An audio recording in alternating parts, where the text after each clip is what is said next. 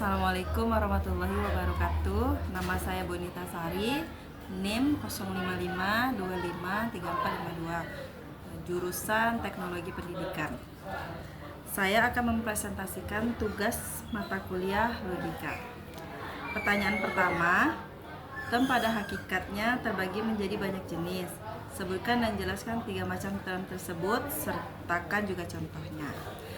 Macam-macam term yaitu term berdasarkan konotasi, term berdasarkan denotasi, dan term berdasarkan predikamen.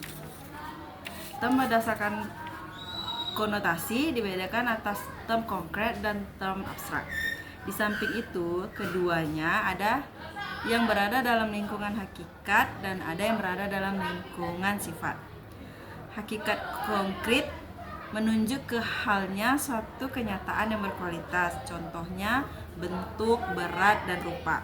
Hakikat abstrak menyatakan suatu kualitas yang tidak bereksistensi tertentu atau kualitas yang terlepas dari eksistensi, contoh kemanusiaan dan kebenaran.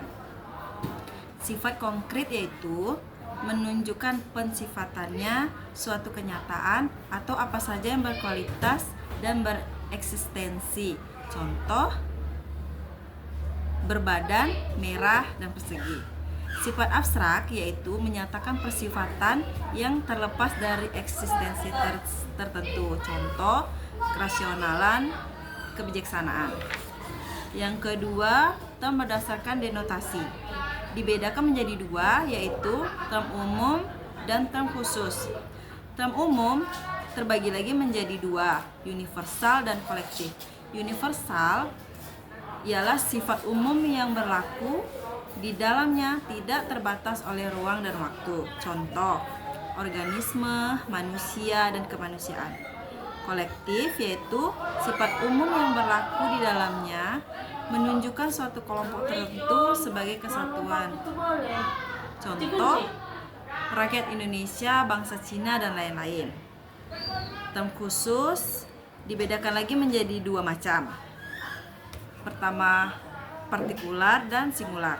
Partikular ialah sifat umum yang berlaku di dalamnya hanya menunjukkan sebagian tidak tertentu dari suatu keseluruhan, contohnya sebagian manusia, sebagian yang hidup di air. Sedangkan singular ialah sifat khusus yang berlaku di dalamnya hanya menunjuk pada satu hal atau sesuatu himpunan yang hanya satu anggota, contoh Presiden Republik Indonesia dan seorang proklamator. Yang ketiga, term berdasarkan predikamen ialah cara beradanya sesuatu. Predikamen dibedakan menjadi 2, yaitu predikamen substansi dan predikamen aksidensia. Predikamen substansi ialah hakikat zat terdapat dalam diri yang dapat berdiri sendiri, contoh manusia, hewan, dan pohon. Predikamen aksidensia ialah peserta zat sebagai pemberi bentuk yang tidak dapat berdiri sendiri, contoh kualitas, kuantitas, aksi, pasi, relasi, ruang, waktu, posisi, dan keadaan. Soal nomor 2, jelaskan dan berikan contoh bentuk sesat pikir atau logical fallacy. Bagaimana agar terhindar dari logical fallacy?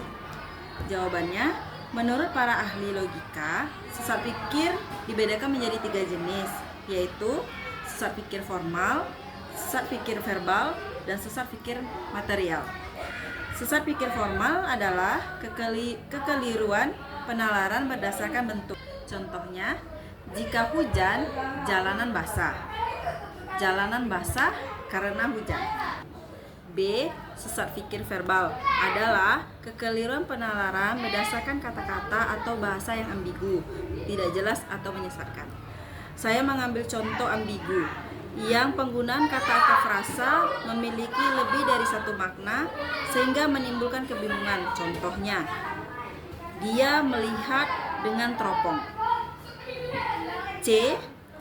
Sesat pikir material adalah kekeliruan penalaran berdasarkan isi, yaitu menyangkut kenyataan-kenyataan yang sengaja atau tidak disengaja. Contoh, saya melihat 3 orang tidak menggunakan masker di pusat perbelanjaan. Jadi, Semua orang di kota ini pasti tidak peduli dengan kesehatan. Dan cara menghindari dari logika falasi atau sesat pikir, yang pertama, pahami argumen dengan baik. Yang kedua, fokus pada fakta. Yang ketiga, kenali jenis sesat pikir. Yang keempat, bersikap terbuka. Kelima, berlatih berargumen secara logis. Dengan memahami dan mengenali sesat pikir, Anda dapat berargumen dengan lebih efisien dan membangun diskusi yang lebih konstruktif.